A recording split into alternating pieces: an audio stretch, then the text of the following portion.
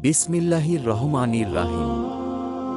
জাবির ইবনু আব্দুল্লাহ আনসারী রাজিয়াল্লাহু তাআলা আনহু ওয়াহী স্থগিত হওয়া প্রসঙ্গে বর্ণনা করেন যে, আল্লাহর রাসূল সাল্লাল্লাহু আলাইহি ওয়াসাল্লাম বলেছেন, একদা আমি হাঁটছি, হঠাৎ আসমান হতে একটি শব্দ শুনতে পেয়ে আমার দৃষ্টিকে উপরে তুললাম।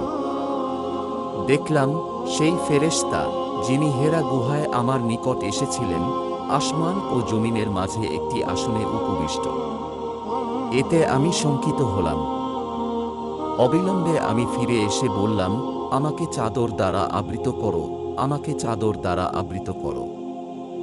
অতঃপর আল্লাহ তাআলা অবতীর্ণ করলেন, হে বস্ত্রাবৃত রাসূল, উঠুন, সতর্ক করুন আর আপনার রবের শ্রেষ্ঠত্ব ঘোষণা করুন এবং স্বীয় পরিধেয় বস্ত্র পবিত্র রাখুন এবং অপবিত্রতা থেকে দূরে থাকুন।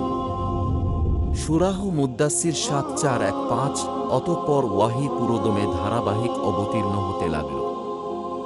আব্দুল্লাহ ইবনু ইউসুফ রহমাতুল্লাহি আলাইহি ও আবু সালেহ রহমাতুল্লাহি আলাইহি অনুরূপ বর্ণনা করেছেন। হিলাল ইবনু রাদ্দাদ রহমাতুল্লাহি আলাইহি জুহরি রহমাতুল্লাহি আলাইহি থেকেও অনুরূপ বর্ণনা করেছেন। সহিহ বুখারী হাদিস নম্বর ৪।